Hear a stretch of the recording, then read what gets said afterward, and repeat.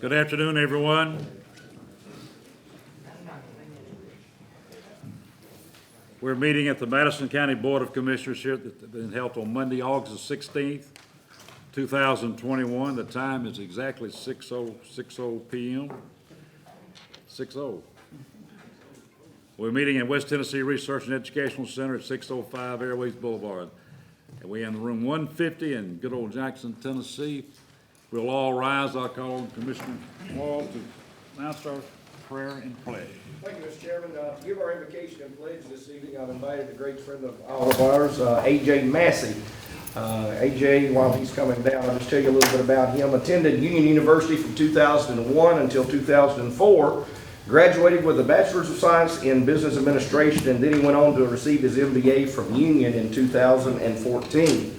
AJ is currently a Vice President at the Bank of Jackson. He is an alumnus of the Leadership Jackson class of 2009 and was awarded the Community Observation of Personal Excellence, which is the COPE Award, in 2015, followed by the Distinguished Leadership Award from the Association of Leadership Programs.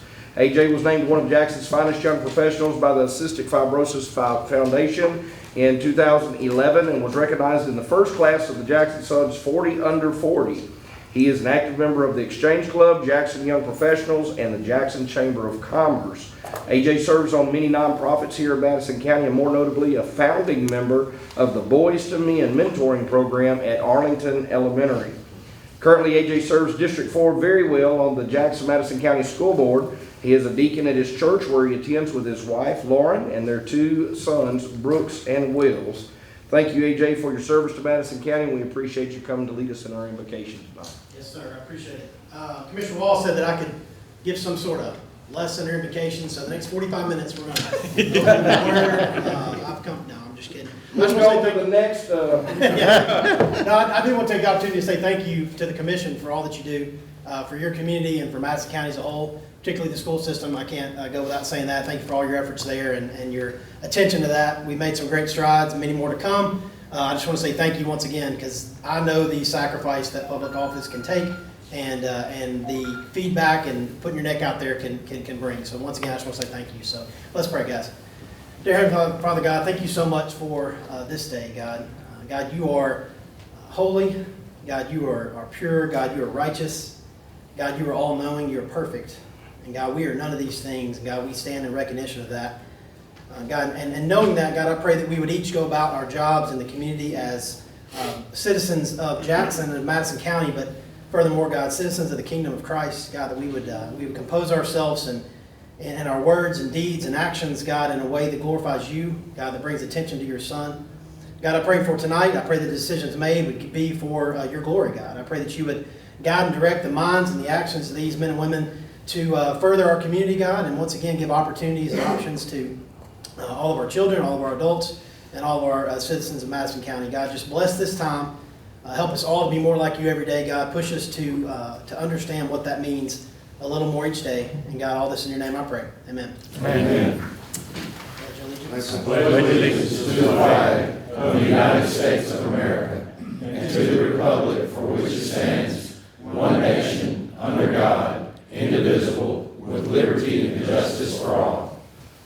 Thank you, AJ. Appreciate it, man. Mr. Chairman, before we have a roll call, Mr. Massey, before you leave. Yes, sir. I did not know all of these things about you. Well, I mean, very impressive.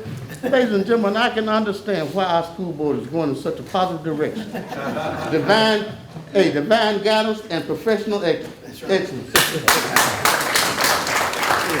That might be a man you want to borrow money from. Call him.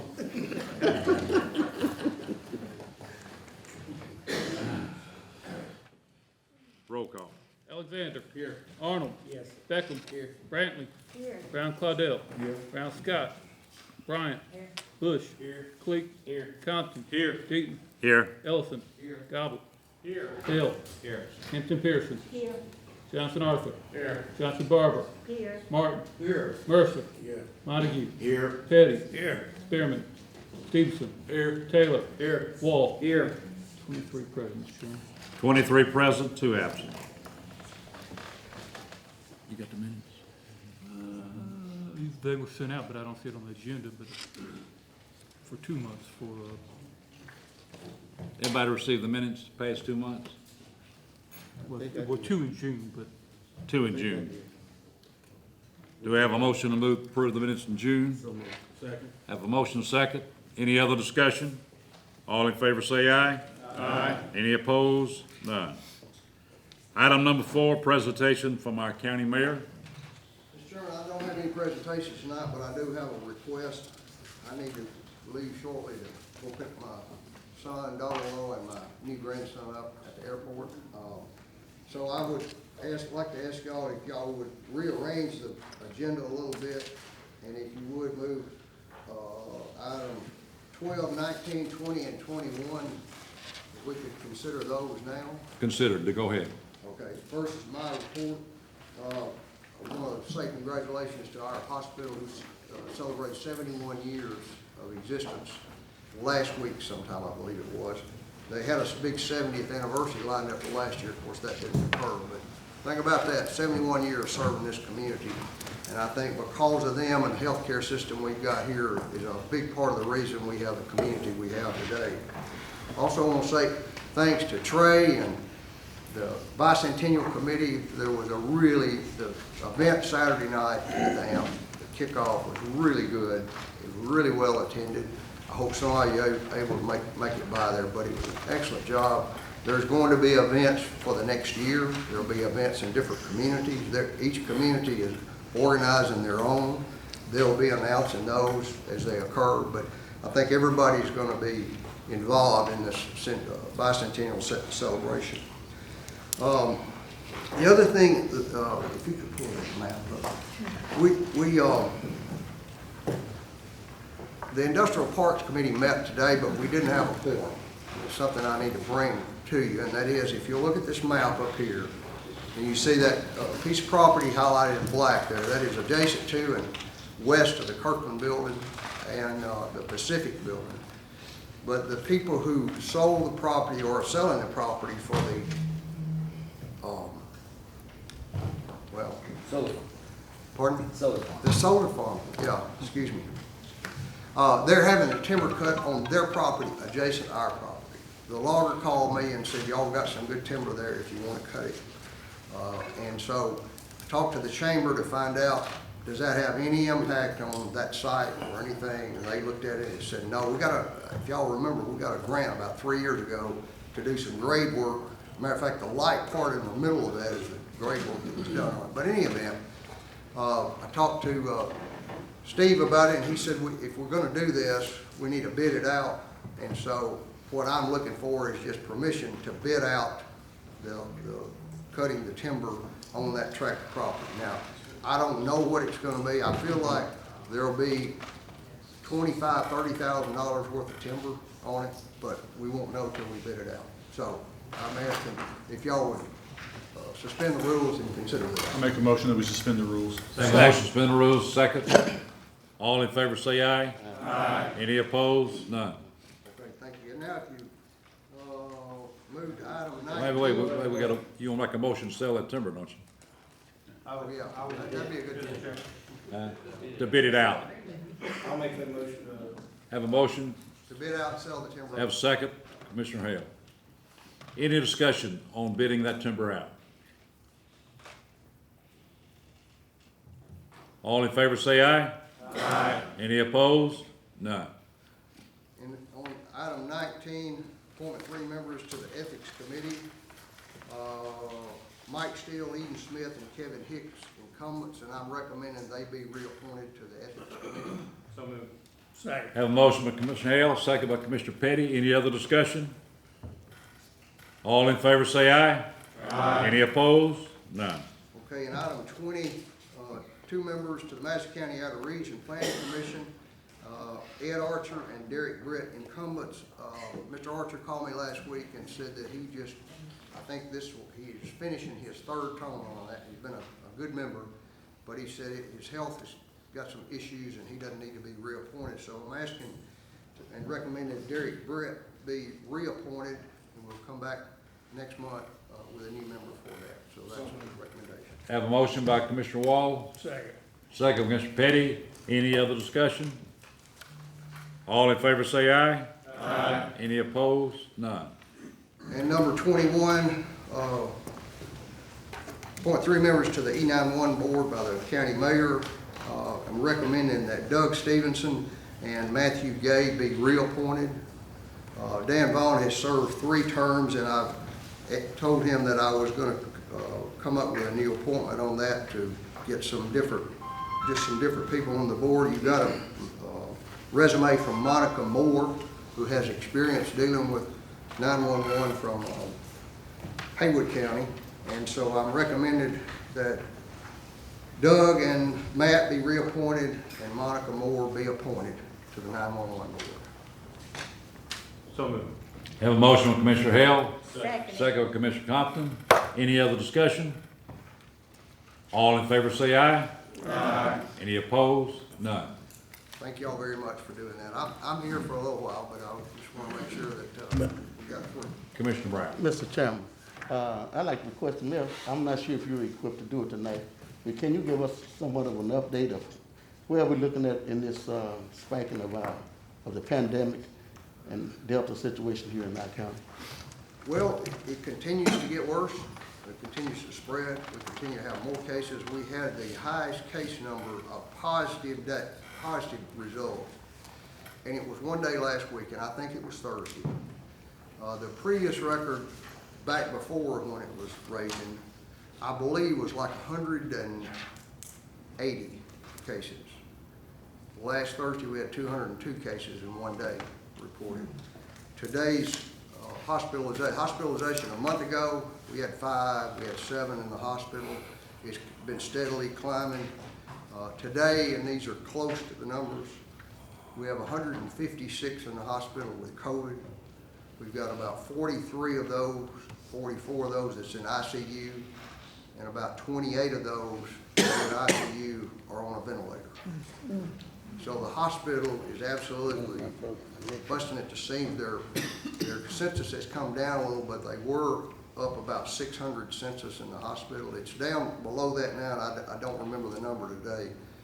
But it's not, and you know how many COVID patients we've got, but JR talked with him quite a while about it last week, and he said it's just, we've just got sick people. I mean, we just got some really sick people coming to our hospital. And so just understand that our healthcare workers are stretched to the hill, and our doctors. So just keep them in your thoughts and prayers, because we got a ways to go on this thing. Thank you. I'd like, before we move on, I'd like to recognize Dan Vaughn. Dan, thank you for your 15-year service, and you've done an outstanding job.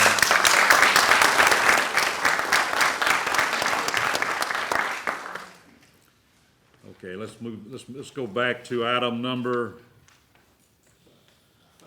5. And I have nothing. Claude, I know you'd like that. Item number 6, announcement from our school board, to our school superintendent. Dr. King. Good evening, everyone. I'll be very brief with the presentation I have for you on the screen. One thing I want to talk about is where we are in terms of students and thinking about post-secondary options. But I want you all to be very clear that I was an elementary teacher, elementary principal. I'm just an elementary person. And so foundational skills and literacy is very important to me. My dissertation, my doctorate is in reading. And so making certain that students read by 3rd grade, that's very important. But as a superintendent of school, I can't be selfish and always devote my attention to that part of the curriculum, because people who are in the industry and in businesses are wanting to know what products we are producing from schools. They are ready for students to work and begin to work for us next year. And so we have, oftentimes in education, we forget about that and we begin to focus on the lower foundational, and we forget about students who are getting ready to graduate from schools. So I share with the board that we really want to have a holistic approach on how we educate kids in our community to make sure that our kids are strong. Last year, we started recognizing students who made a 30 or above on the ACT. In a pandemic year, we had 34 students who scored 30 or higher on the ACT from July 2020 to July 2021. Those students were at Madison Academic, Northside High School, and JCM Early College. What I decided to do, because we have a core value motivation, is to court those students with the purple cord from the superintendent. So they get an opportunity to wear this cord during the commencement exercise at the end of the year. But just recognizing them and motivating them is so important. But we do also have an initiative that we'll roll out on how do we take those students who are making a 30 on the ACT to work with those students who are wanting to score a certain score on the ACT. On the next slide is important, our industry certification. Of course, our Loop program and what we're doing is very important and impactful in preparing our kids for the workforce.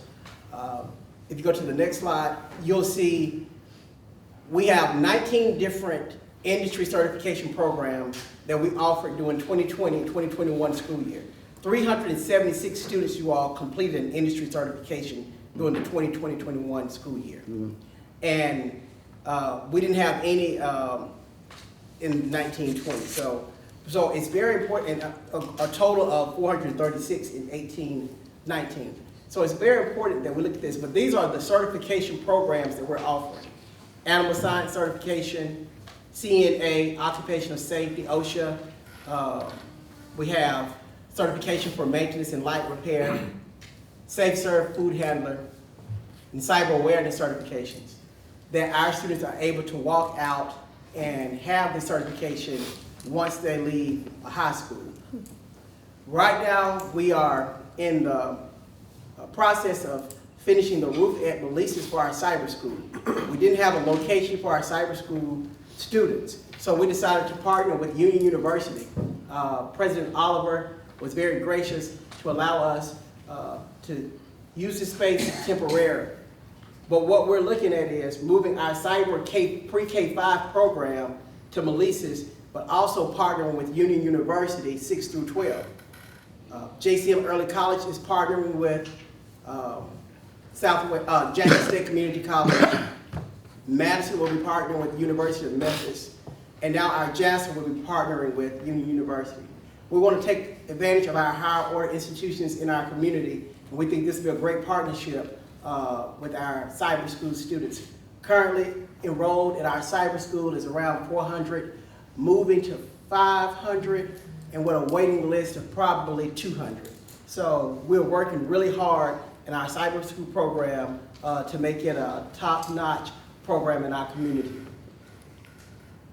Our social and behavior services department, I wanted a one-stop hub, just thinking about COVID-19 and the impact that it had on students' mental and social behavior. So we had various positions in the school system, but they were in different departments. And so what we did was collapse all of these positions into one department and create a central hub so that our families could have this support. And so we have a truancy officer, a homeless liaison, behavior interventionist specialist, family support specialist, family engagement, before and after school. The only funded position that we funded in the social and behavior department was one family support specialist that we were able to use out of our COVID-19 relief funds. But all the other positions were already in the central office. We just kind of repurposed and thought about how do we really truly serve our families and knowing that they're going to need the social and behavior support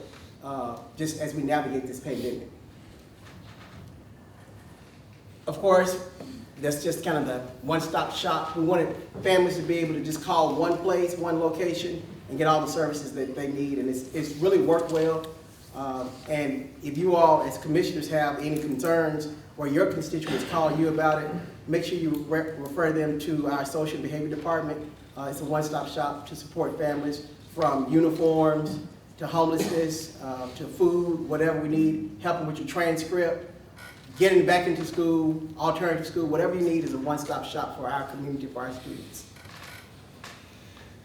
This is kind of where we are in spending for our ESSER dollars. If you kind of look, we have a remaining fund for ESSER 1 around $260,000, but you see what's been encumbered and then kind of what's left for ESSER 1. That was kind of the first batch of money that we received from the state.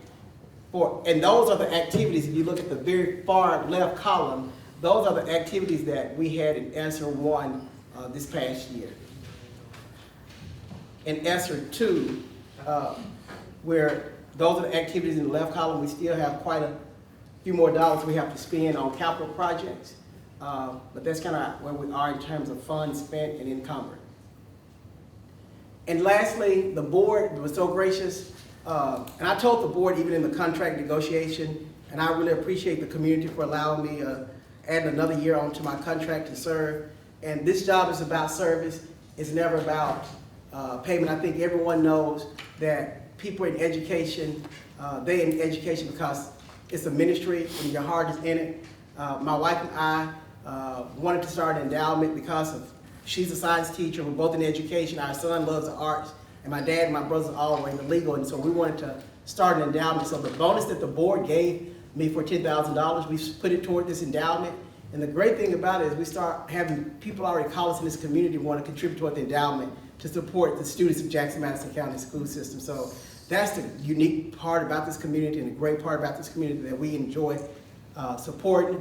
Also, the district had purchased a district vehicle, and I told the board that I could use that district vehicle versus the board paying me $700 a month and put the money that was going toward my vehicle on the benefit side. And I wanted to make sure that was clear that the vehicle was probably $8,400, $8,400 probably a year. The extra benefits was just $6,000. So I left $2,400 on the table for my contract. I could have said, hey, give me the benefits and the vehicle. But again, I'm here to serve. This is my 26th year in education. I have 4 years and I can have 30 years, but I'm not looking to retire. I just want to serve and be able to help people and have an impact on the community and continue to work with you all in tandem so we can continue to make our school system one of the strongest school systems in the state of Tennessee. Are there any questions for you?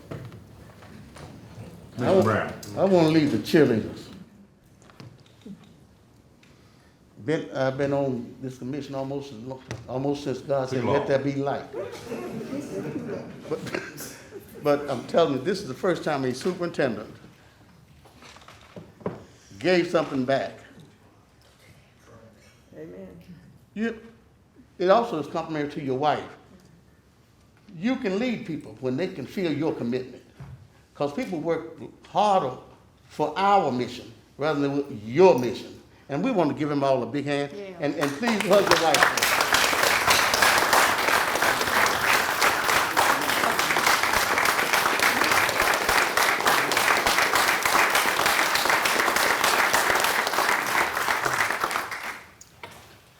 Dr. King, I like to say, you're having to lead during some difficult times. I know you've got people pulling you from both directions. You can't please everybody, but I appreciate your passion and your willingness to do what you believe is correct in a situation to educate a child. So we all think you're doing an outstanding job, and we hope you continue to have the success you've already shown that you've had. You're right. Thank you.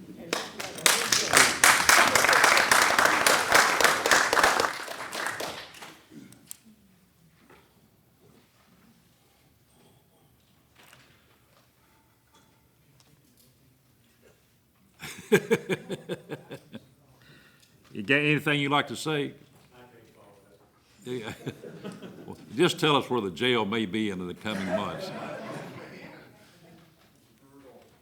We're still about the second week of December to complete construction. Then we'll start doing check-off lists and start doing training and going over, doing a bunch of lists and getting ready to get moved in. Hopefully still about the middle of spring.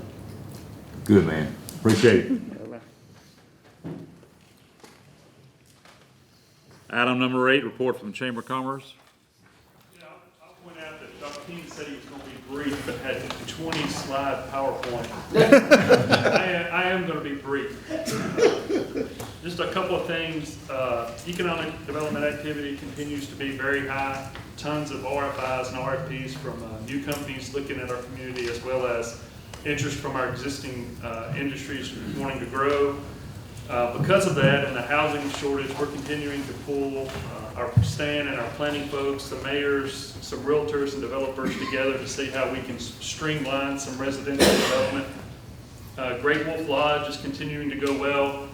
We're working on our master agreement right now. There's several parties involved with several different incentive packages, and so we're trying to put that all in one document.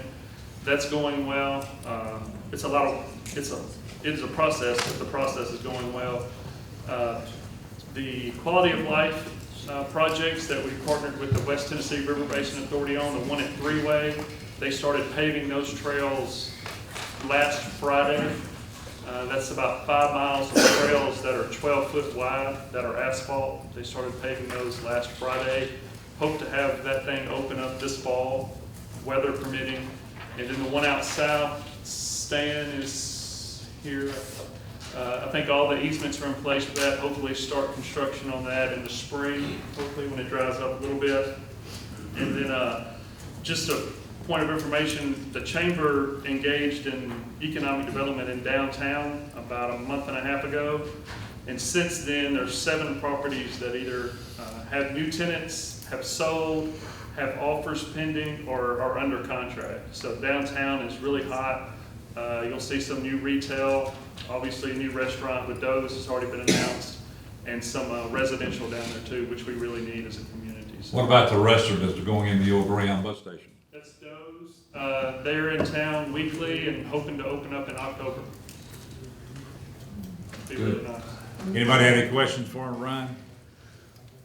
Thank you, Ryan. Appreciate it. Item number 9, report from our finance director, Mrs. Karen Bell. All right, I'll be real brief.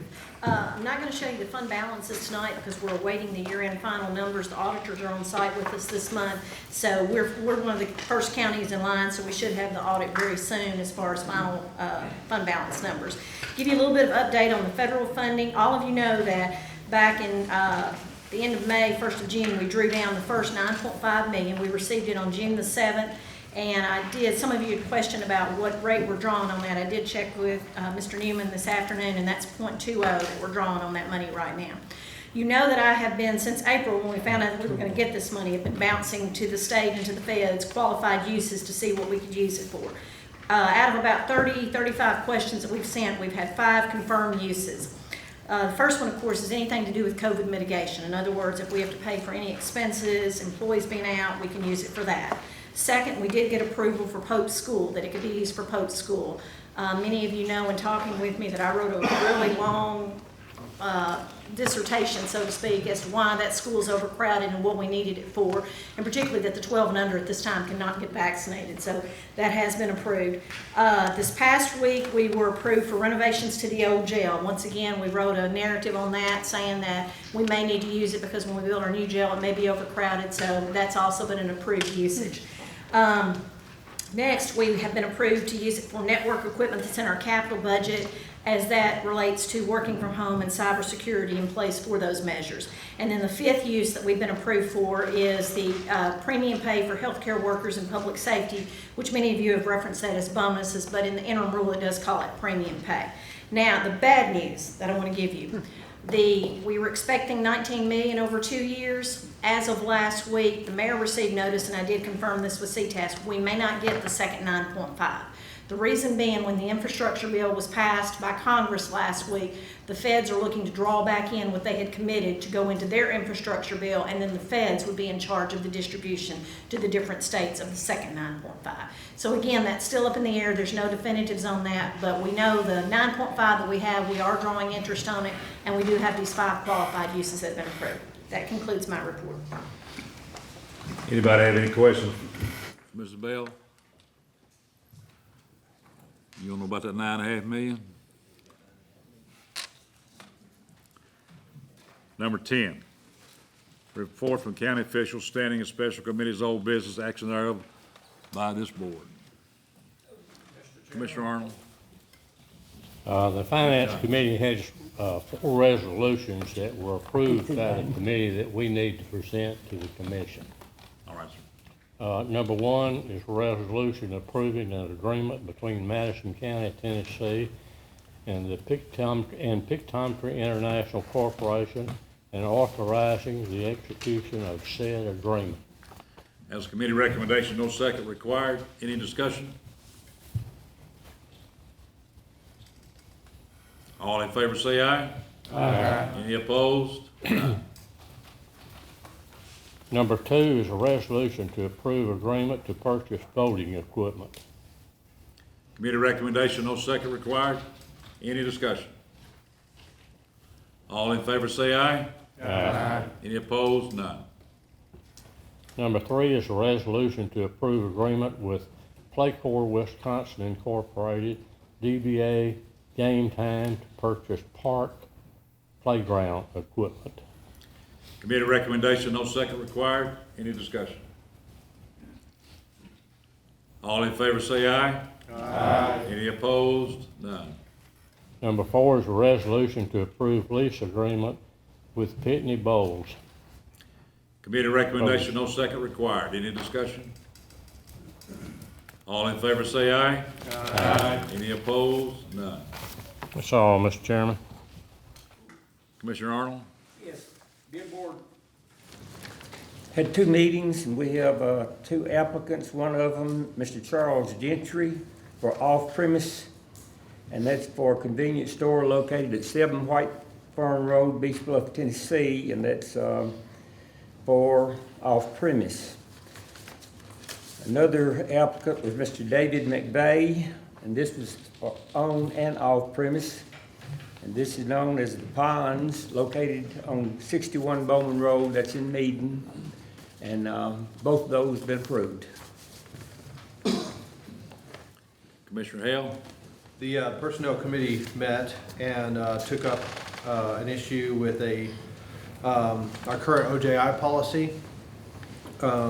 And I'll go through the short version and then I'll read the changes. But essentially there was a policy that offered an exclusion for where county employees were not covered if there was an incident while they were coming to and from home.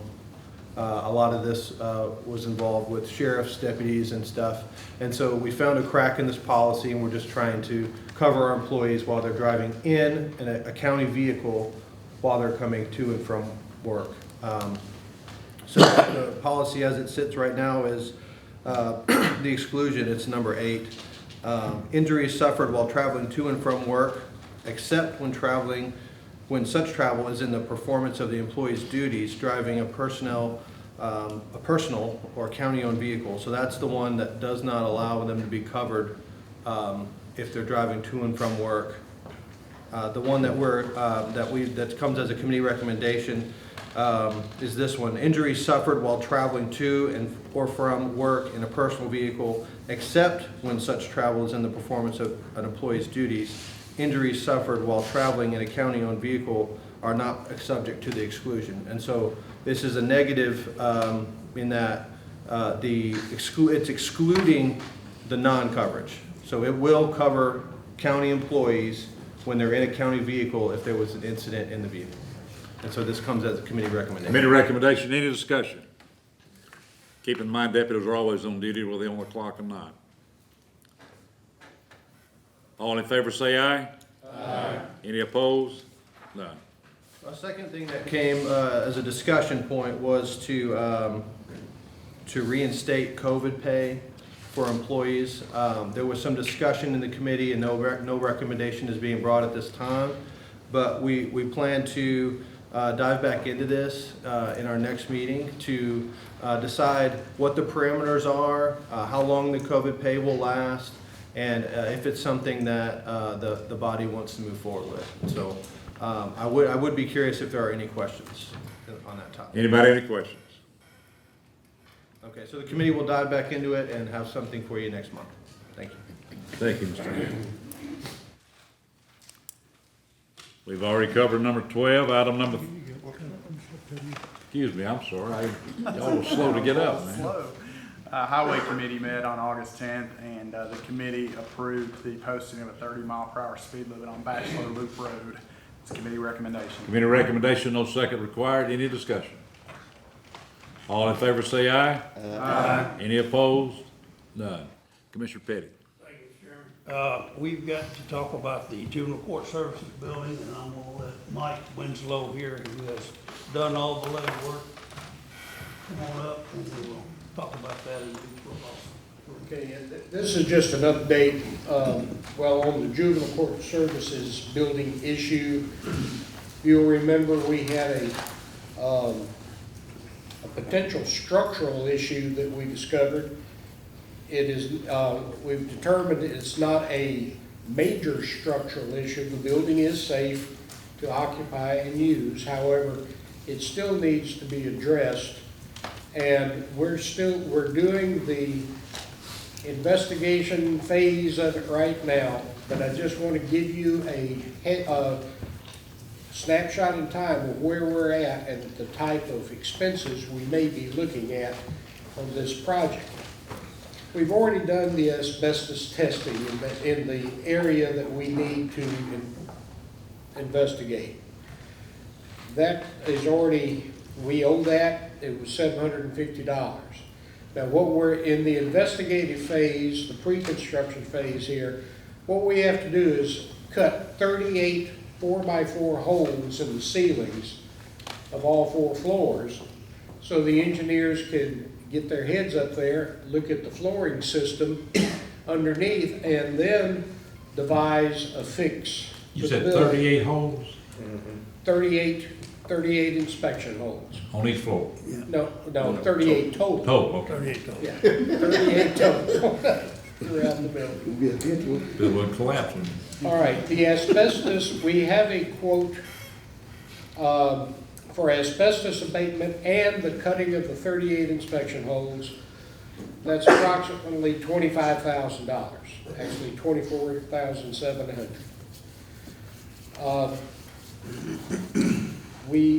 TLM, the engineering firm that's working with us on this, they're already into the project. Their billable hours are about $5,000 to this point. If we continue to the finish of the pre-construction phase, we will owe them possibly another $10,000, which will encompass the design, the drawing of the specifications, and preparing the bid specs to bid out the construction phase for the fix of the building. So the pre-construction phase total, before we get to the actual fix, is going to be approximately $40,450. We allocated originally $30,000 for this. So if we continue, we're going to have to allocate some more money. Now, what would come next after TLM does all the design work and figures out exactly what we can do to fix this building, we're going to have to do some more asbestos abatement in the construction areas, because part of the fix right now, they think it's going to be, I guess the simple description is putting metal plates or straps around the outside ends of the building, attaching those plates through the walls into the flooring system, the metal flooring systems that exist there, and pulling that building back together sturdy. The asbestos abatement will be about $50,000 estimated, and the actual fix, after it's bid out, should be around $150,000. So that makes phase 2, the construction, the fix of it, $200,000. Now, at the end of the project, if these numbers hold, we would be into this about $240,000. And that's just to fix this one issue. Now, what we all have to remember, this building is 60 years old. And it's, or older. And it's got some other problems. We can fix this one issue, but we're going to deal with other problems. We have some plumbing problems, some electrical problems. So the question, or what the commission has to come up with is, do we fix this building, or do we look for an alternative solution? And that's where we're at right now. I mean, we're not, we haven't spent our whole 30 yet, but we're going to if we continue. And then certainly when we get into the construction phase.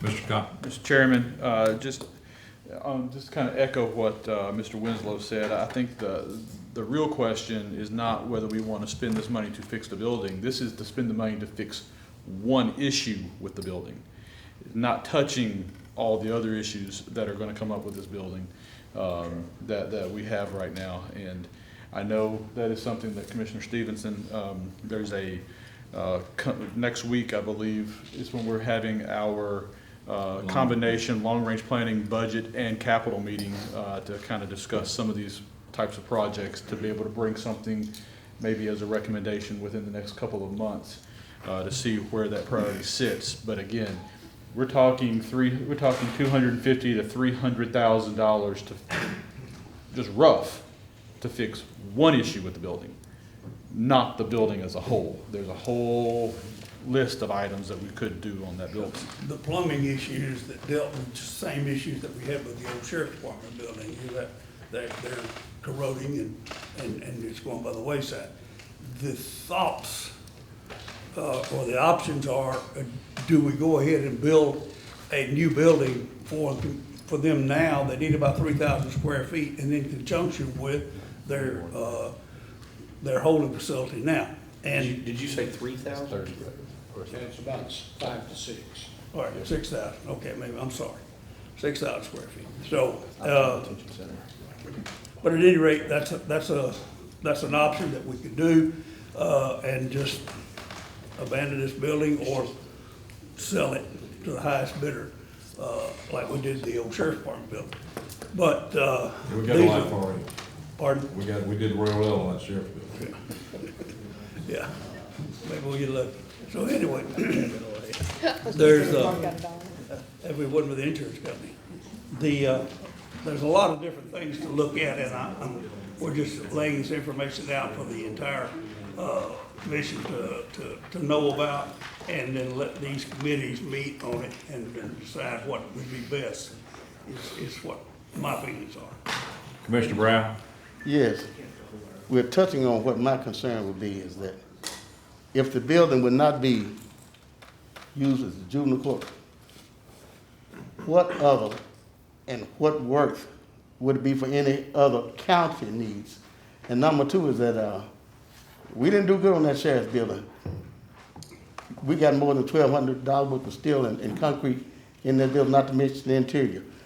I want to make sure that county taxpayers don't see a deficit and a new increase. I don't debate the need for them to have a sound building somewhere, but I'm looking long range. Perhaps we need to build another building. But the thing is that I'm not on the finance committee.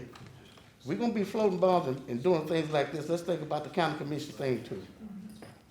You know, instead of piecemealing, I think let's deal with what we think the capital, and maybe Karen can put a straw in the head and get people to give us some COVID miracle money. But at any rate, we have some big needs. We have some big needs. This is an urgent, timely, as far as on the time thing here. But I'm concerned about what our long-term financial, capital improvement needs as a county commission, as well as what we stand to lose and or recoup from this existing building. Mr. Compton.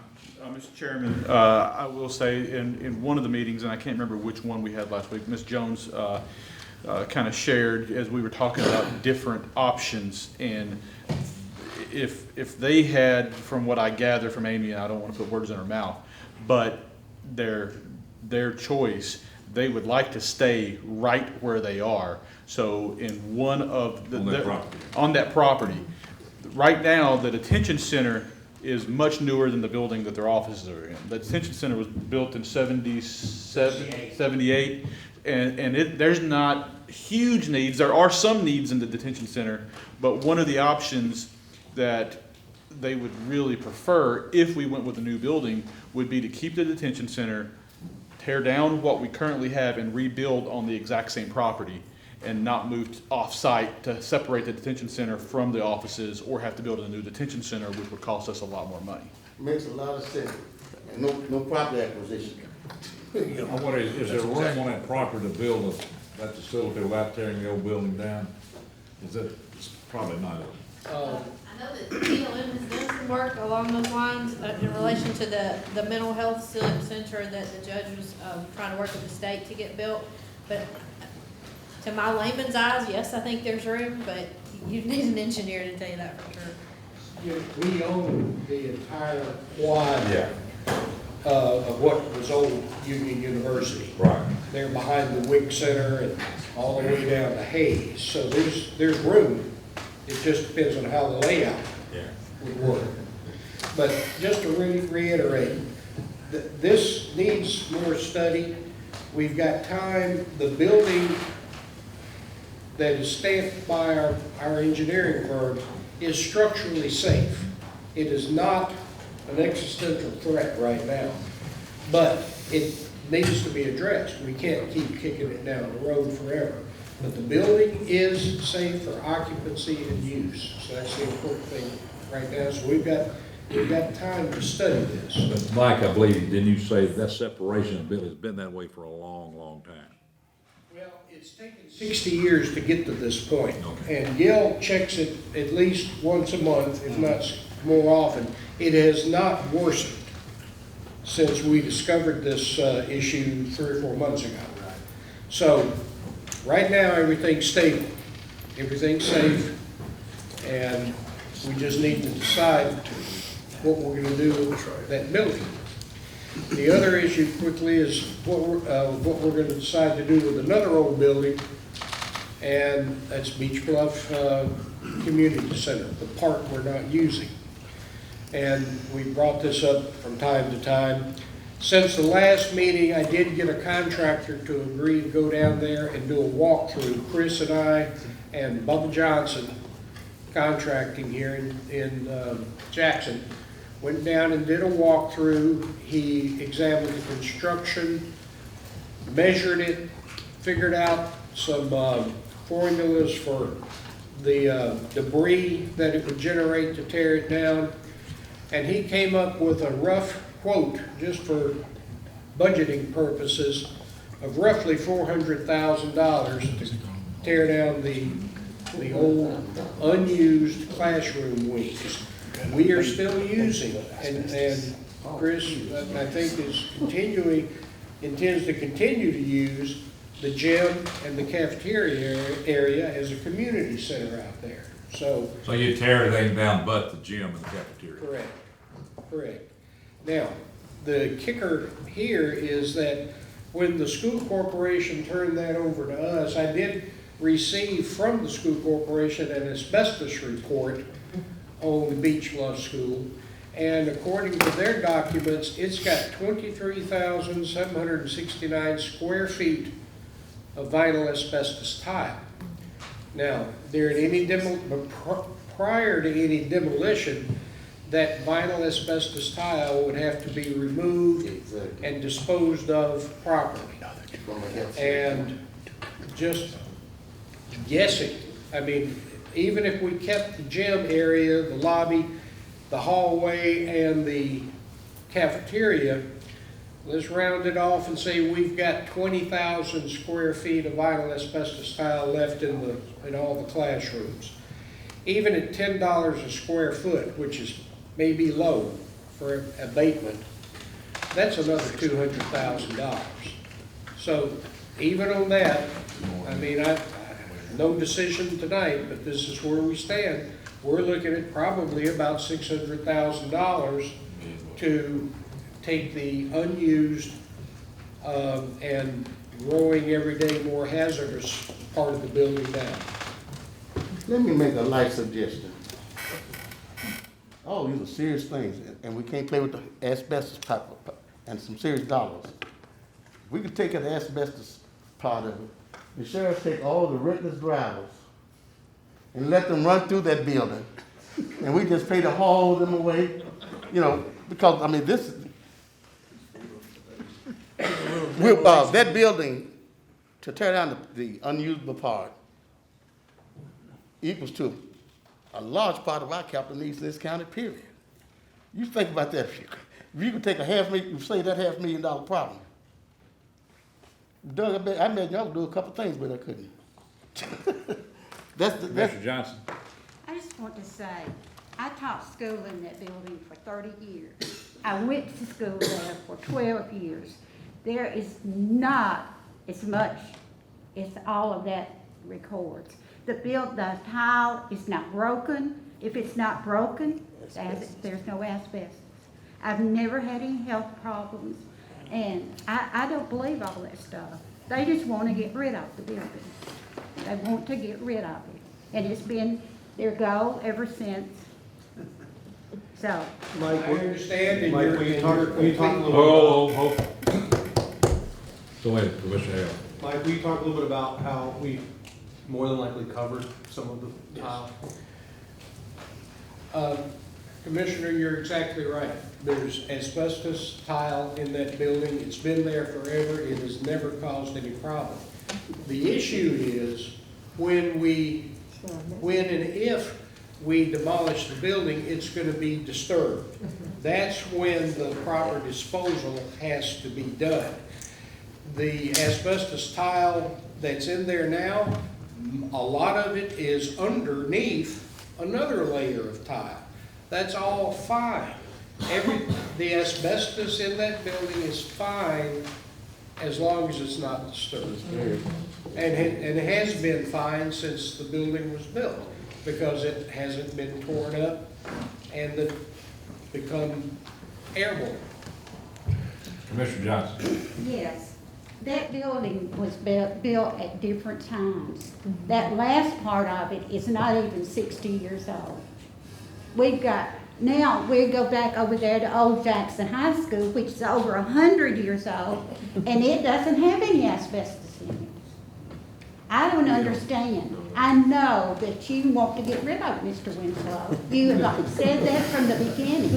The only thing in that building that could be harmful is maybe the rooms where they had coal furnaces when we first, but I spent 40 years in that building. Commissioner and Johnson. I have no breathing problem, and I just don't believe all Commissioner that. Johnson, he is not here to get rid of the building, he's here to give a report, if that's what he was No, asked he to wants to get do. rid of the building. Commissioner Taylor. He has from the beginning. Both of these facilities, and we've got decisions to be made. And I think going to joint committee meetings and letting them take a look at it and see what they can come up with. We, as a property committee, are just making this report to the full body. So that's, at this point, there's no decision to be made. Thank you, Mr. Pettit. Commissioner Stevens. Yes, the insurance committee met a couple weeks ago, and we do have that was reported that we have a very healthy, let me say healthy fund balance of $2,399,000 and some odd cents. That's really happy about that. That's the day. Another thing to report, we're working on wellness, and I commend Carmita and Orma for putting together some, for us to move in the wellness part with the employees and the dependents. The thing that I wanted to comment on, just to make you aware of this, is 4% of our employees, and I want to make sure that I'm right on this, 4% of our employees and dependents are accounting for 41% of our expenditures. So we're needing to move in the direction of wellness, those kind of things. 4% are contributing 41% of our expenses. Just want to make you aware of that. And I'd say that's always been like that for a long, long time. Yeah. Commissioner Johnson. May I say one more thing? One more thing. Maybe. But there's so many, like I said, that Old Jackson High School, it's over 100 years old. It has tile in it. Why are we moving things back into it after we move the kids? So anyway, and I know Melissa's and a lot of the schools have parts of their buildings that are much older. When I started to school, they built a front part that went out to the road, and it had a classroom for 6th grades, 1 through 6 classrooms, and that was it. And the rest of that part was built like in the 60s. And then the newer part, the gymnasium and all of that, was built later on, like after the 60s. Mr. So Johnson, I just- Mr. Johnson, that's a decision his full body will have to make. He's just making a report to show the condition we're in. But just to don't make your point you made is well taken. All tile that was installed pre-84 in any building basically could have had asbestos in it. All of it didn't. Some, most did, pre-84. So anything in that school was installed before 1984 most likely has asbestos in the tile. Well, then a lot of the schools have asbestos. Oh, yeah, yeah. They do. But we're not closing them, tearing them down. Have we got any more committee report?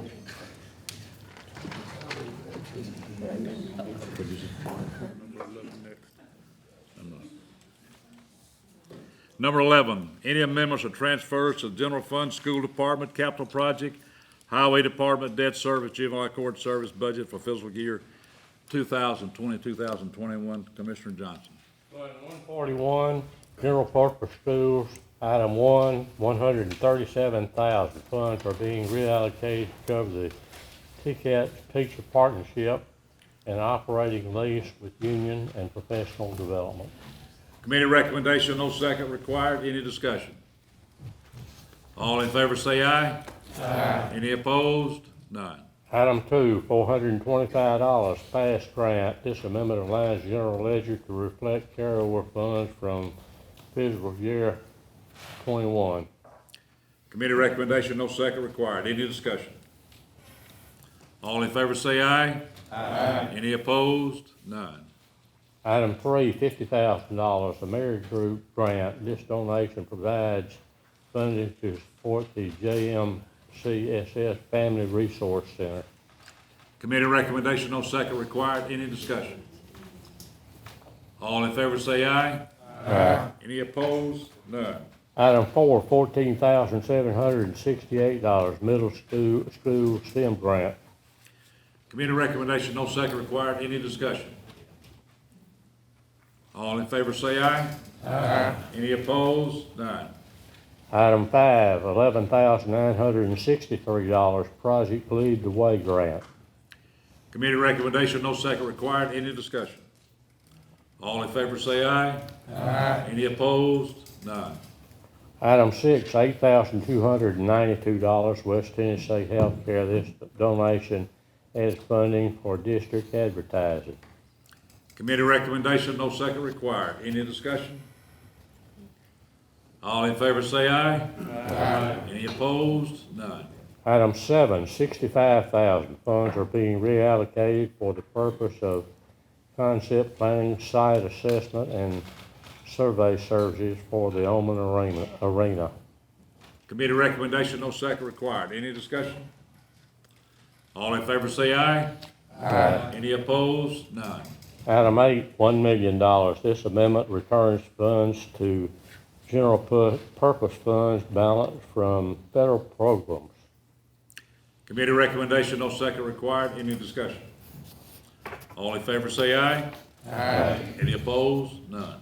Fund 143, food services. Item 9, $698,721. This is USDA. This grant provides reimbursement for additional operating costs that the district incurred during fiscal year 20. Committee recommendation, no second required. Any discussion? All in favor say aye. Aye. Any opposed? None. Insurance recovery refunds. Item 1, Sheriff's Department, $27,231.67. Insurance recovery for two total 2015 Ford Explorers. Committee recommendation, no second required. Any discussion? All in favor say aye. Aye. Any opposed? None. Item 2, Sheriff's Department, $250 sale of scrap metal and medical refund. Committee recommendation, no second required. Any discussion?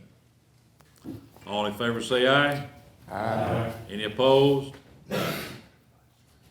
New programs, item 3, Sheriff's Department, $105,494.11, adjusting 2022 pre-trial intervention grant budget, general ledger to grant budget.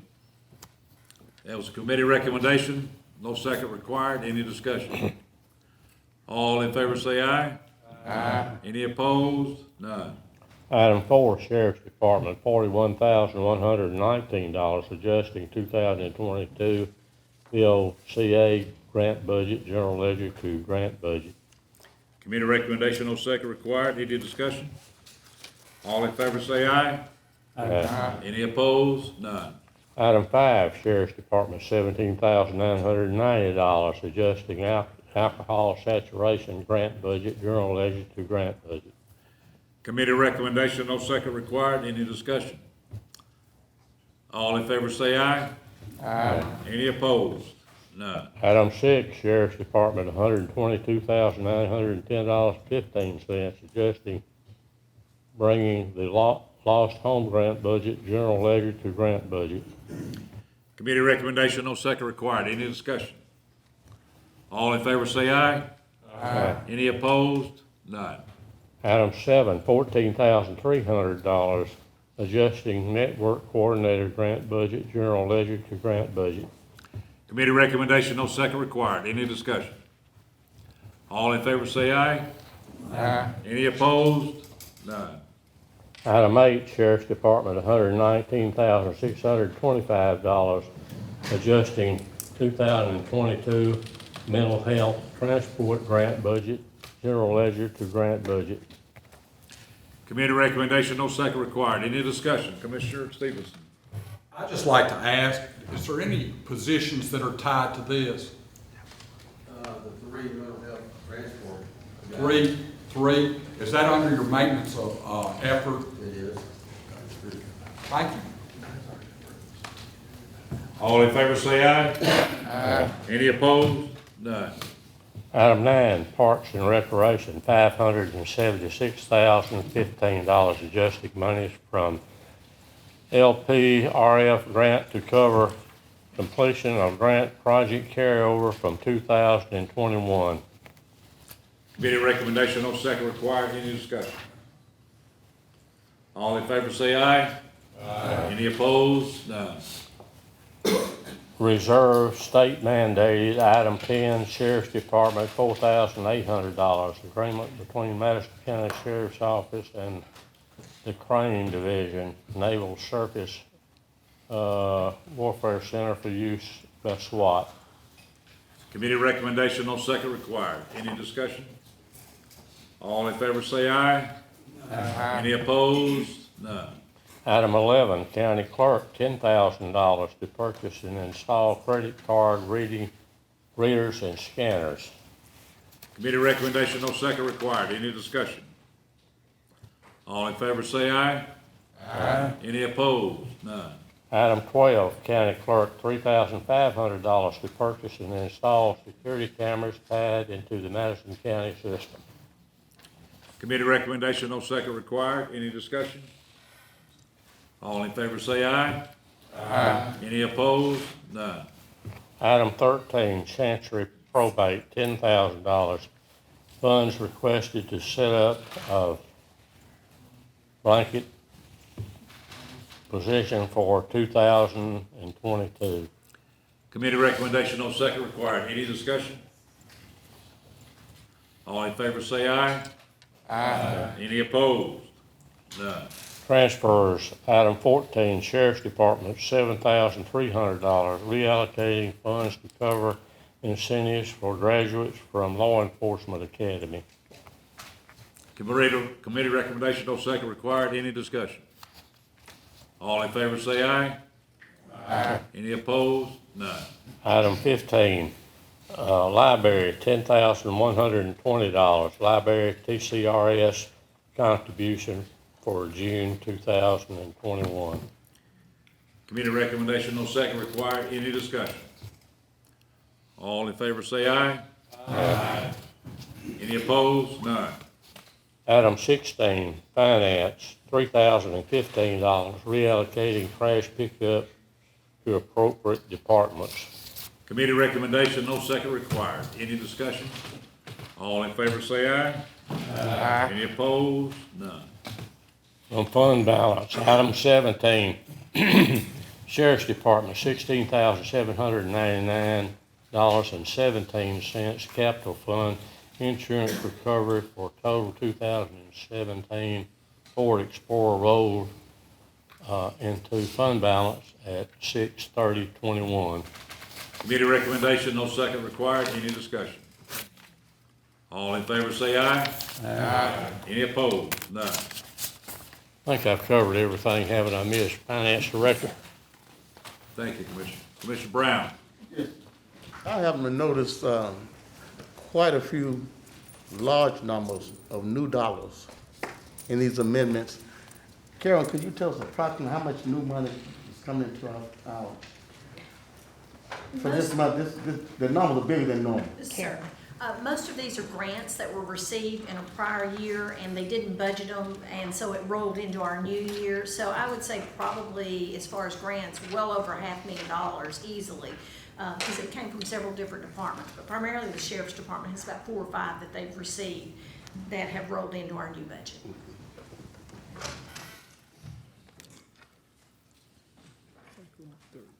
We've already done 12. Item number 13. Consideration amendment to the text of interregional zoning resolution related to Article 5. Come on down, Stan. Come on down. No, you gotta come on down.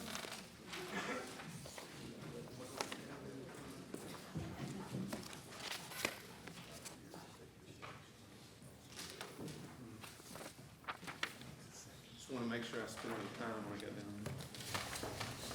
Won't you go to these meetings? All right, so y'all have in your packet the text amendment, and just to kind of, in a short synopsis, bring you up to speed, we had an application of a text amendment that was made by Mr. Bryce Meeks for a text amendment to our interregion zoning resolution to allow for regulations of solar facilities. We reviewed what he had submitted, and we prepared a text amendment based on what we felt was better, matched what we had been doing in Madison County. So we presented the staff recommended version and his version to the Planning Commission, and they are recommending the staff recommended version to you. So I'll be happy to answer any questions that you have about the text amendment. What do they recommend? Well, just some of the changes that were made. One was Mr. Meeks wanted a larger distance from existing residential. We went with a standard that matched what the Board of Zoning Appeals had done, which is 300 feet from existing residential. So there were a few other changes that had to do with landscaping and some of the other standards about distance from public rights of ways. And basically what we did was just take the provisions of the text amendment he had, and you have those in your packet, the original version and where we made the changes. But basically, we changed the names just to be, because solar farm is not really a term that's used much anymore. They use different terms for it. There was a provision in Mr. Meeks that would require that this be retroactive, and you can't legally retroact zoning regulations on something that's already happened. So we took that out. There was a provision in there about growth of the vegetative landscaping buffer. We recommended, because this is what we require, is that it be 8 feet at the time it's planted, not wait for 2 years for it to come up. That way you get a visual barrier from the beginning. There was a statement that we put in there for variances because solar facilities are different than regular residential and other uses. So sometimes they don't really meet the lot coverage requirements that say a building does, because they usually cover more area. So that we just get provision there where the Board of Zoning Appeals can adjust that. Like I said about the distance, he had a provision in there that, that said that every one of these facilities had to be over 100 acres. We didn't feel that was necessary because we felt if you had a facility on a smaller acreage, the impact would be smaller, so. You make a point, he's making a provision that requires to adhere to all other counties don't. Well, yes, he wanted to retroactively apply these standards to ones that have already been through the process, but you can't legally do that. But anyway, we took the provisions that he had put in his, and we went back and evaluated them and made them so they matched what we were doing procedurally. So if you want text amendment, this matches what you're currently doing. If you don't want a text amendment, then we will continue to do it like we do now, which is, remember us going through all that where they said we didn't have any regulations, and we do. But all this does is put standards in there, but these standards would be the same if somebody comes through our existing process, because we're still gonna apply those same standards when they come through the Board of Zoning Appeals. So, Commissioner Brown? Yes, sir. I've done, because I have concern that there are requests for inner city, high density, in two instances, one instance, highest density per acre in this county, putting a solar farm. So the thing is the barrier only hides something that shouldn't be there anyway. It does nothing to the enhanced community, does nothing to upgrade the quality of life or the value of the property. And it has been expressed, I know to the city, I think to your office too, the total dissatisfaction and pleasure of the people there. I am not supportive of anything that would, I'm not against solar energy, number one. But anything that would put solar farms in a high density residential community. If a person wants to live next to a racetrack, a salvage yard, a parts thing, they would build there. They would live there. And anything to make it easier for them to hide, I think is deceitfully dishonest and not meeting the needs of an existing residential community. And the one that's proposed for East Jackson in the heart of my district, and everybody knows we don't need the census to tell you the population there, it's completely out of place. well, of course, these standards would not affect those at all, because this only applies to the county outside the city. I thought I read it dealt with the inner region. That's just the outside, the area outside the city. It does not affect the city at all. Okay, so the inner region, I read inner region, what was that applicable to? It's roughly the 5 mile bubble around the city and the county. Okay, thank you. Commissioner Hale? Does this text amendment, is it a larger restriction on future projects? No, the staff recommended basically just puts in place the standards that we're already using under the current process. The 300 feet is the 300 feet we use through the Board of Zoning Appeals, the decommissioning plan, the glare analysis, all the things that we normally do with solar facilities. This just puts them in a standard so that when people come in, they know what the standard is instead of going through the process and determining what those standards are. Superintendent Walls?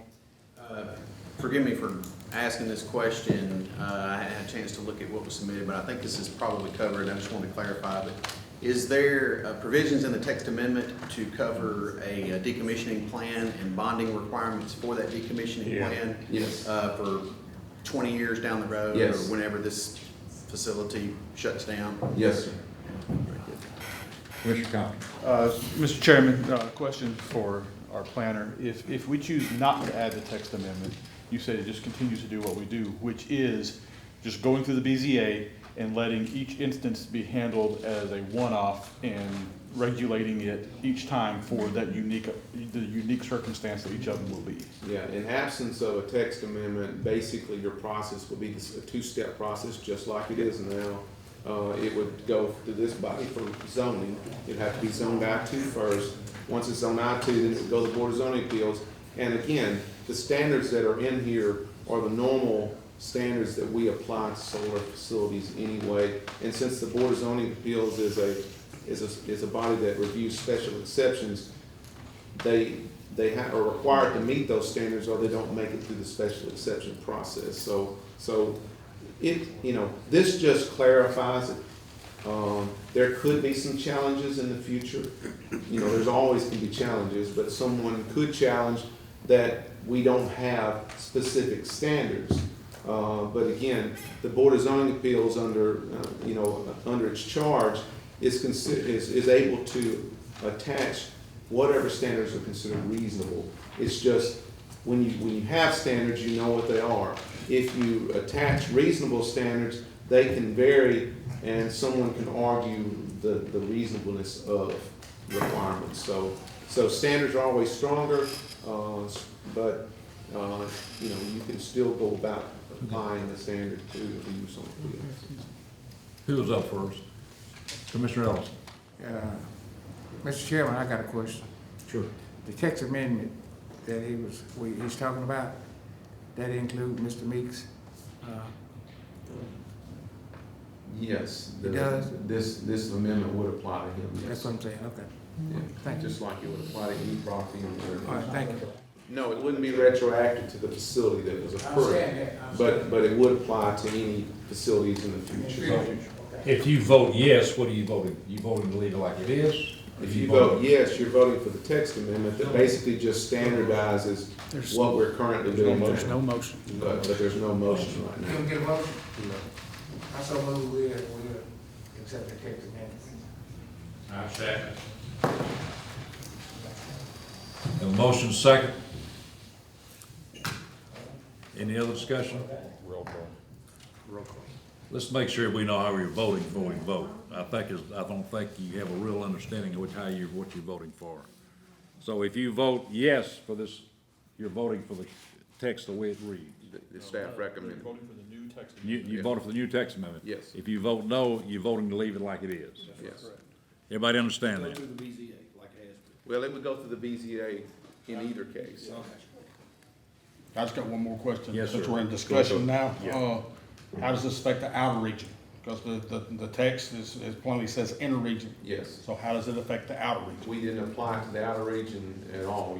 It has a standard just like the inner region does. It's currently got a two-step process where you gotta have an industrial class and then you gotta go through the Board of Zoning Appeals. Commissioner Hale? In your opinion, Stan, is it confusing to have a standard for the inner and a different standard for the outer? No, because they're distinct regions, so the outer region is more rural, it's not as developed. And it really, again, the text amendment was applied for, just like any individual can apply for a text amendment. And then we recommended a different version, but that's the way the process works. But the outer region mirrors the inner region right now. Could you have them still be the same? Yes. Could you have one with a standard and the other one not? Yes. But more than likely, if you adopted standards in the inner region, we would adopt those standards in the outer region too. So what is the recommendation? Or do they recommend it? You want my recommendation? If it's not clear, ask me questions. Commissioner Arnold? Stan, this solar farm that we did last year, that's in the inner region. Yes. And that's what this is for, Right. more or less. Yes, sir. It was in response to that one. Mr. Meeks felt after that one occurred that he wanted stronger standards, but that would make them be farther away, but from the standards that we used when we processed that one. And then we looked at those standards and we felt like the standards that he was submitted would be exclusionary in terms of it would keep solar facilities from locating at all because it would make it very hard for them to meet the standards. Commissioner Johnson? I was just gonna say, you mentioned something about taxes. Can you, and I didn't understand what you were saying about tax. Tax? A tax, I thought you said something. Nobody mentioned tax. Oh, so, okay. Oh, I said tax, not tax. Oh, okay. Commissioner Goff? The yes vote is for the text amendment. For the text amendment. No vote is to leave it like it is. Yeah, yes would be for the staff recommended text amendment. Any other questions? Everybody clear how they want to vote? Do you understand what you're voting on? Roll call. Alexander. No.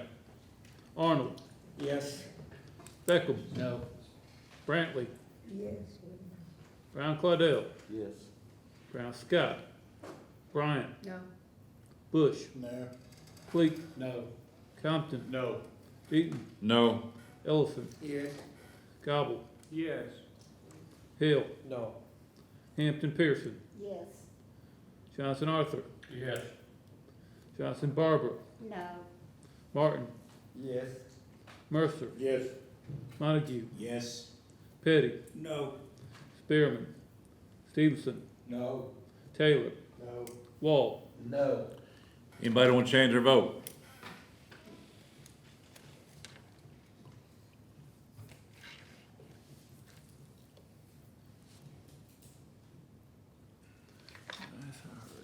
Yes, 14 no. Had 9 yeses, 14 noes, consideration fails.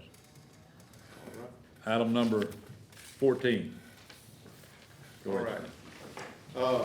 Mr. Lindsay, did you make it? Are you here?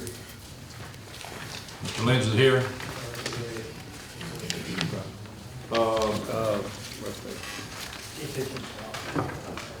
He was here this morning. Are you with Mr. Lindsay? No. Okay, well, Mr. Lindsay, I really would like to, well, you tell me what you want to do. With the, you know, we've kind of been like a boll weevil looking for a home, moving our meetings back and forth. And so when she sent out the notice to Mr. Lindsay, you know, the one on Parkway is considered, called the Agricultural Center too. And so she put the 309 North Parkway address on there instead of this address. So Mr. Lindsay, he may have gone there, didn't see anybody there, and may have thought the meeting was canceled or something. So in fairness to having a public hearing for the, you know, for the owner of the property, I really feel like we need to postpone action unless. Motion to table. Have a motion to table, have a second. Any discussion? All in favor say aye. Aye. Any opposed? None. Thank you. Thank you, Stan. Thank you, Stan. Item number 15, appointment of 4 members to the Ethics Committee by this body, 1-year term. Jamie Ellison, Curtis Howard, Tracy Snyder, Mike Ashley, incumbent. Have a motion by Commissioner. Do I have a second? Have a second, Commissioner Johnson. All in favor say aye. Commissioner Mercer made a motion. Commissioner Mercer. All right, thank you. All in favor say aye. Any opposed? None. Item number 16.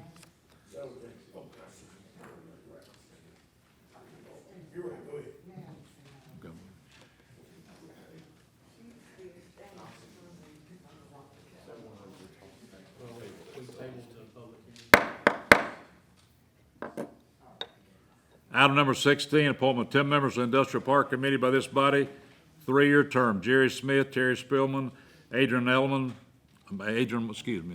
Montague, Jeff Walt, Jay Bush, William Martin, Britt Beckham, Harold Petty, Doug Stevenson, Kyle Spurgeon, incumbent. I'd nominate all members except myself. I nominate Trey Cleek in my place. Second. Have a motion second. Any discussion? All in favor say aye. Aye. Any opposed? None.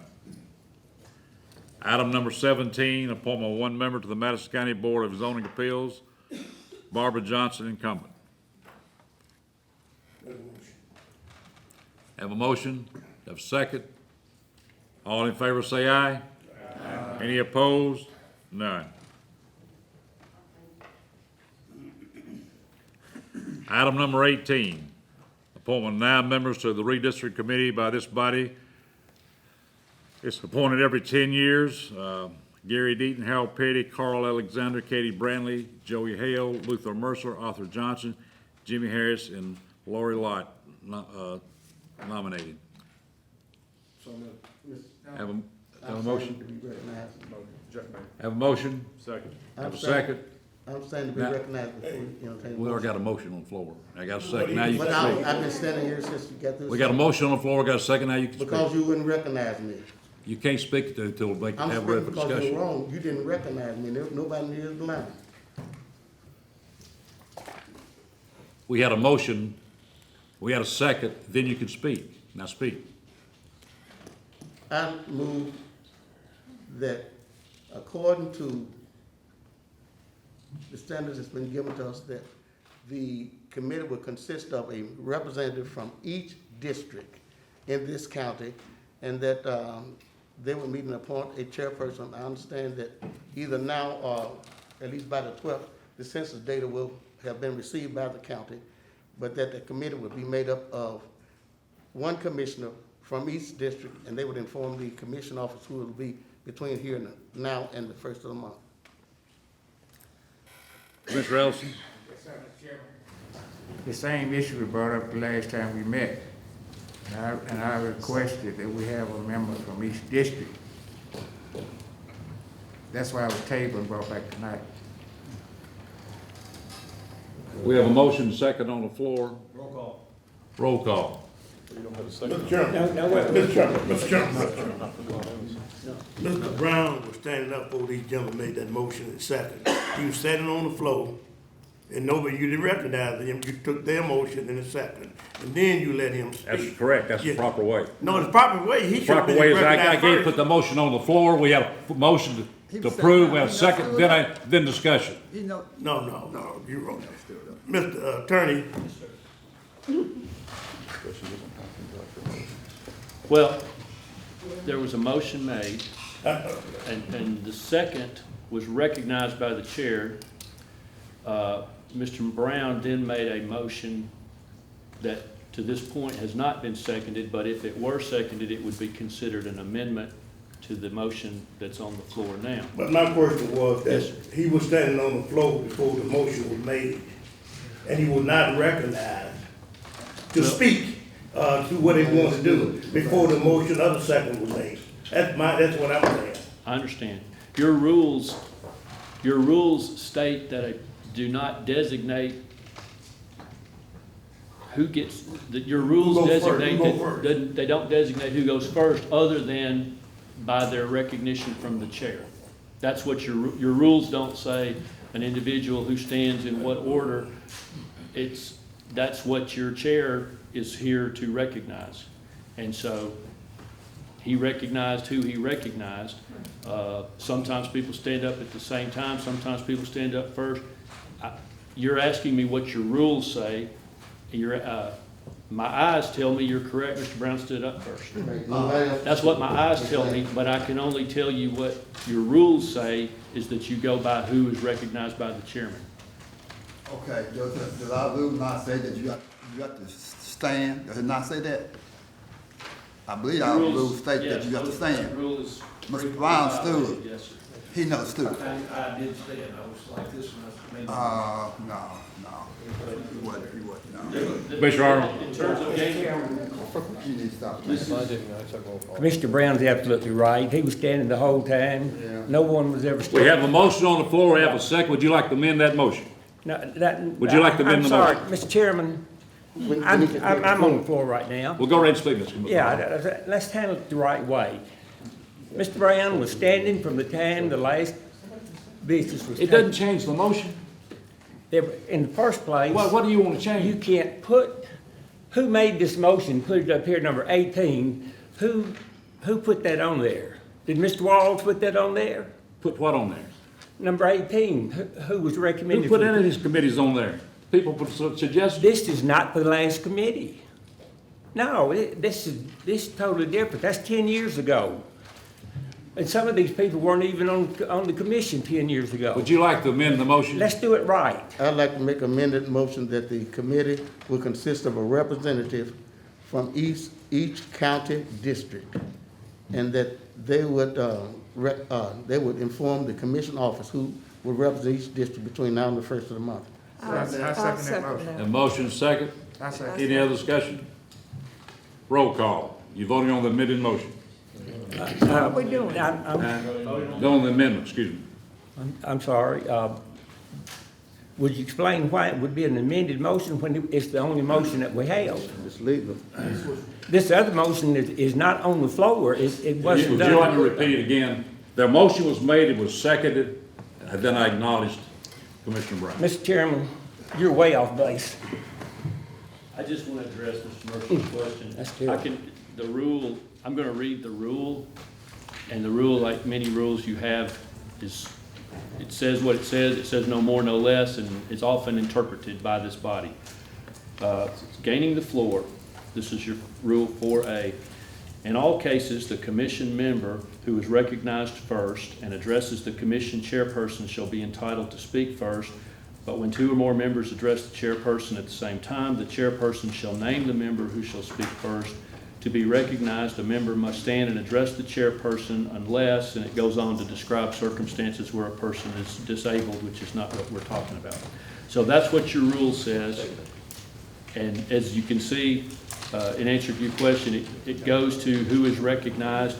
I don't have authority by your powers you delegated me as parliamentarian to decide who is recognized first. The chairman makes that call, but that's what your rule says. Point of order. It is known, everybody's healthy enough, thank the God, to remember and know that the protocol and practices of this committee is that number one, you stand, because I've been reminded of that, before you speak and before you be recognized. And my mother's handsome son was the only person who stood, which meant that nobody should have been recognized before I was recognized, which makes everything else should be invalid and definitely in violation of our practice on this committee. You got your motion on the floor, so. I'm correcting your recognizing somebody over me.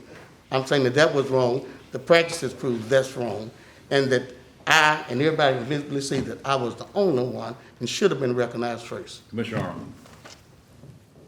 That's true, and Mr. Chairman, I would like to have an explanation how these names are on the board. This is not the present committee.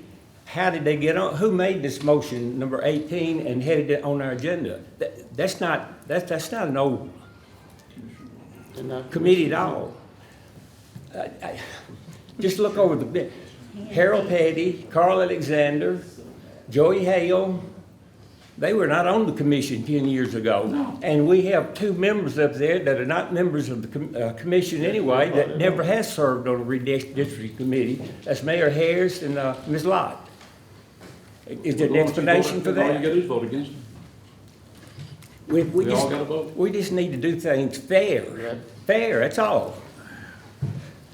Mr. Chairman, I don't think you didn't look this way. You were looking that way. I didn't don't see think him you were standing, trying no, to- I didn't see him, but I don't that's think different, that's different. that- I'm not, I don't like, we're arguing about something that's foolishness. Okay. You were looking that way, not this way.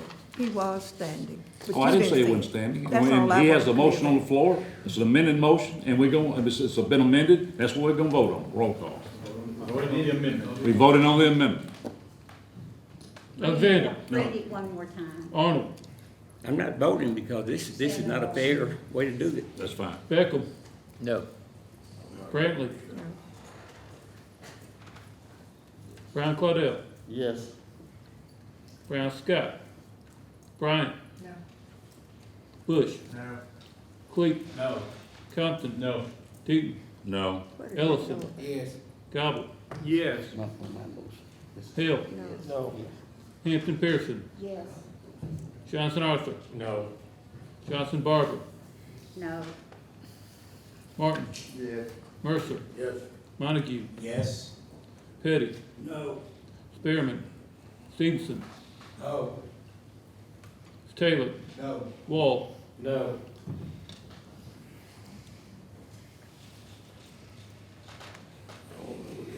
I don't know. I'm changing mine back. You like to change your, anybody want to change their vote? I'm changing I to do it. to a yes. Yes. I didn't Did understand. Eddie Bradley change her yes? Ms. Johnson? Yes. You vote You're yes? also confused.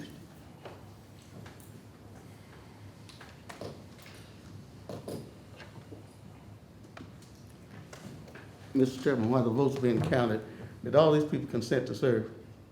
Big pardon? Did all those persons consent to serve? They all was consented to serve, yeah. Did you consent to serve? No, I know. My name was on here. Now, what can I do if I take my name off and Mr. Brown could have my seat? 9 yes, 14 no. Just need to make that motion. Yeah, 9 yes. 9 yes and 14 no's, the amendment failed. Mr. Chairman. Mr. Chairman, I think it ought to be, this ought to be something that everybody should know, that this is not the way the county commission needs to do business. Mr. Arnold, I don't know what you're talking about. You probably don't. I don't. But that's the way it I is. certainly don't. Commissioner Ellis? Yes, sir. Mr. Chairman, I have to agree with the commissioner here. I don't know why that you all don't like to be fair and treat people's rights. What is unfair with what we're doing? Because there should be someone on there from every district. There ought to be someone on there to speak up for their Well, you got district. 7 districts covered, we only got 10, so you're not missing My many. district not covered. Well, you can't cover, you can't have the 10 people with 7 members on there. All I'm saying is, every district should have Well, somebody in we there just to voted on that, represent. and was voted down. Commissioner Brown? Yes, sir. The Constitution says that everybody can be represented. This law says that the commission, legislative body, will reapportion it. And we can include other people who are not in legislative bodies. What we're doing is what we want to do, and which makes suspect of anything that could come from this committee. Because if the process is not fair, then the results is gonna be questionable. That's the only thing I'm saying. But thank you, in my opinion is, I don't know why you don't want to be fair. That's your opinion. It'd be too much. You act, I don't wanna be fair? No, you don't want to be fair. You the one come up with the list. Commissioner Brown? Okay, let me ask something. If Mr. Brown would like to be on this, could I take my seat and let him have to be on this? Would that solve that, to get him on there? Is that an amendment, no, motion? I'm just asking from you. How do we do that? He might not want to appoint me because he hadn't picked them. He picked you and you hadn't even been contacted. Mr. Brown, I didn't pick anybody. You picked them all. Who put these up here? It came out from your office? We did. This whole body made recommendations.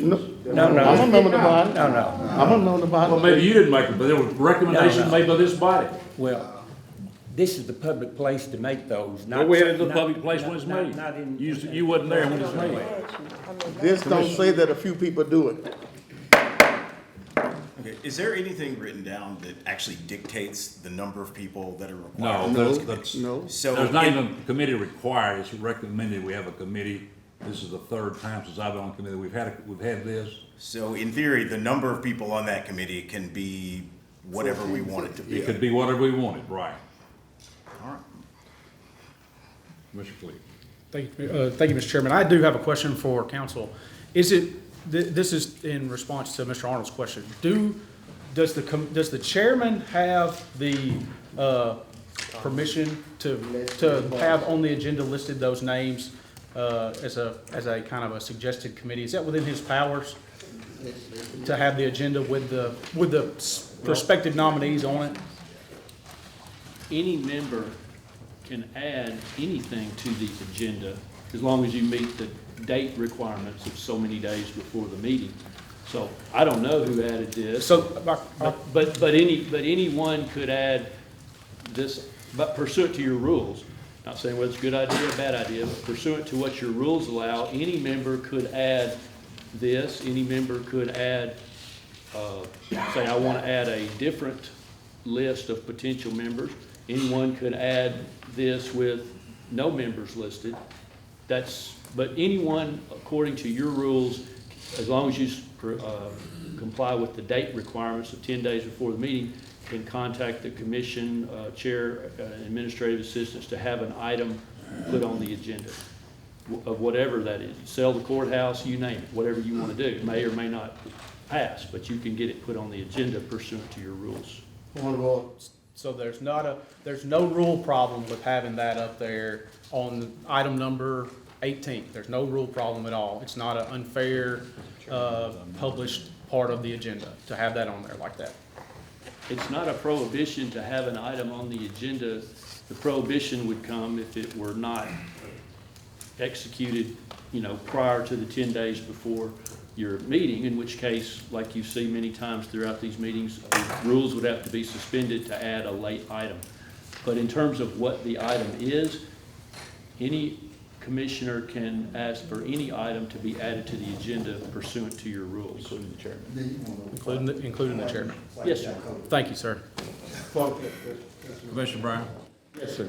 According to the standard that was sent to each of the commissioners, it says not that individual, not a group, it says the legislative body shall convene. And then it goes on to proceed that the purpose of convening is to reapportion your district. So the thing is you're not the legislative body. You're not. We are the legislative body. Commissioner Arnold? Once again, we'll point out, our rules specify that a commissioner stand to be recognized. That answers the question right there. But let's go further than that. Again, you said this was a committee that was 10 years ago, which it is not, because we have new members. I didn't say that. Jim, listen, answer your question. Yes, sir. These recommendations were made in a public meeting. The Jackson Sun was there when they were made. You may not have been there, but they were there, and not any one person made these recommendations. Commissioner Brantley just got through saying she knows nothing about what's going on here. I hadn't missed the commission meeting. I don't know when. And I have, this is a public place The commission has to take meet. care of this. I can't Well, do that. Commissioner, That's what the law says. if we're wrong, just say that we're wrong and let's go back and start all over and do it No, right. we already got a motion on the floor. We got a second. We're gonna vote. Roll call. You don't have that motion over there because it wasn't done right. Roll call. We're voting on the amended. We're voting on the motion that's been amended. Alexander? Yes. Yes. Thank you. Arnold? No, I can't vote on something like that. Beckham? Yes. Brantley? No. Brown Claudel? No. Brown Scott? Bryant? Pass. Bush?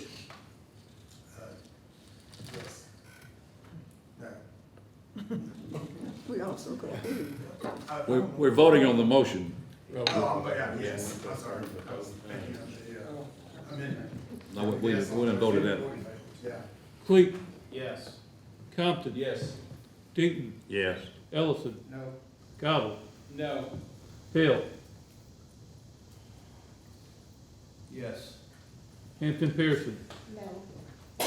Johnson Arthur? Yes. Johnson Barber? No. Martin? I'm not voting here. Mercer? No. Montague? No. Petty? Yes. Spearman? Stevenson? Yes. Taylor? Yes. Wall? Yes. Anybody want to change their vote?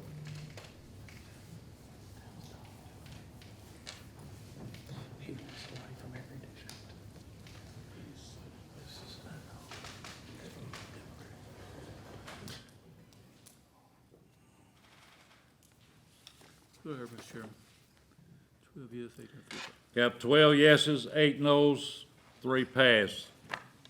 Motion dies. I don't guess we have a committee. I appreciate this commission looking at what was going on here. It was absolutely wrong. And Mr. Chairman, it started with you. That's right. Amen. That's right. Mr. Chairman. Commissioner Hale. I'd like to make a motion to make up 9 members of the Redistricting Committee. It'd be Gary Deaton, Harold Petty, Carl Alexander, Mr. Claudel Brown, Joey Hale, Luther Mercer, Arthur Johnson, Jimmy Harris, and Lori Lott. I'll second. Have a motion second. Any other discussion? Roll call. I don't know. I'm so That's taking you off. Took Katie off. That's not putting the people not represented. Alexander? Yes. Arnold? Yes. Yeah. Thank you. This was done I'm right. good. Beckham? Yes. Yes. Mr. Beckham? Yes. Thank you. Ms. Brantley? I'm sorry, ma'am. I said yes. Thank you. I'm sorry. I don't hear well. Commissioner Brown? You're not gonna vote for yourself? Yes. I'm sorry, sir. Is that a yes? You remember me? Commissioner Brown, is that a yes? Yes, sir. Thank you. Brown Scott, Bryant, Yes.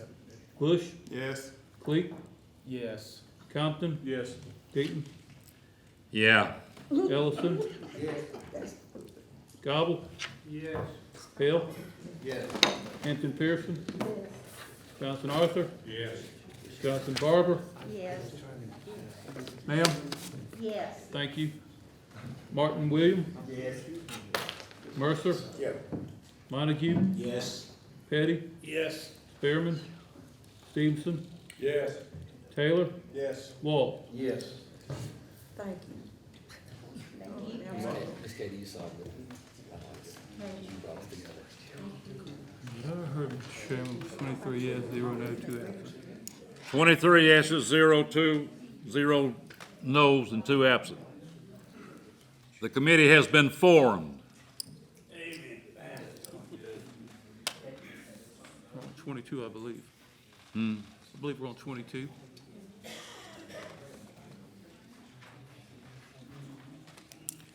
Item number 22, approval of the annual finance report. What do you have a motion and You want?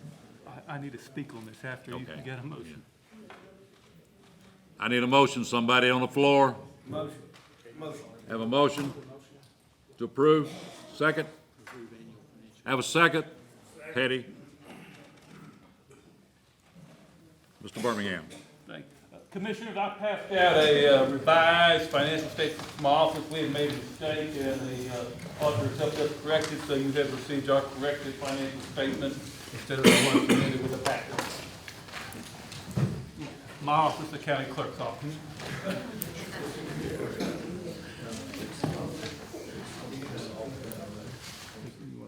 We're all approved? Then they're gonna need a vote on it. Yep. Then- Any other discussion? All in favor say aye. Aye. Any opposed? None.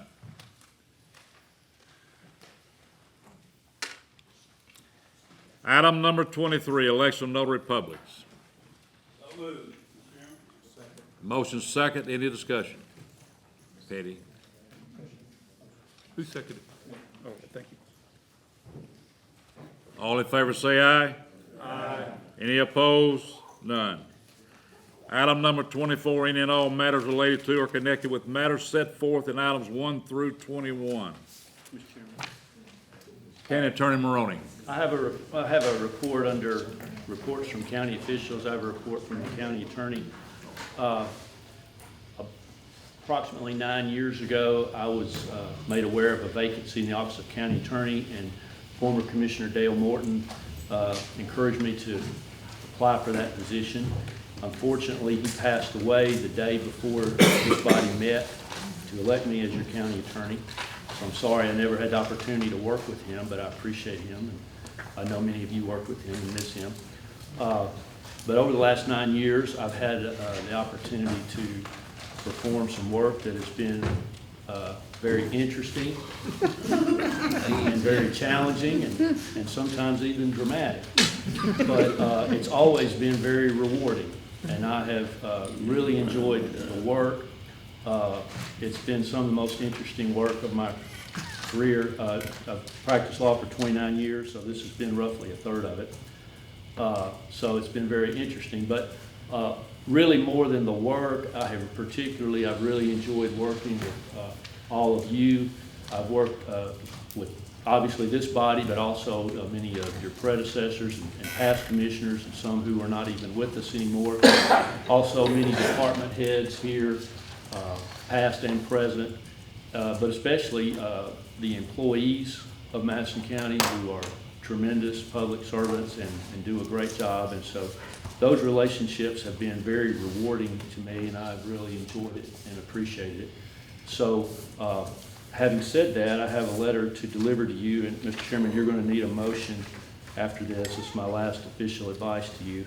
You're going to need a motion after this, but this letter says, Dear Chairman Deaton, due to my recent appointment by Governor Bill Lee as Chancellor for the 26th Judicial District of Tennessee, I hereby resign my position as the Madison County Attorney.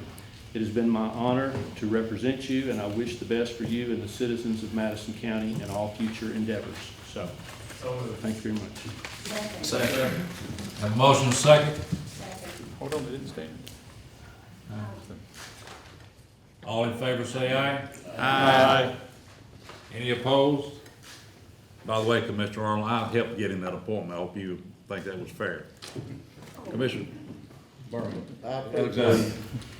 I'd just like to welcome any of the other commissioners to join me in thanking Steve for all your service.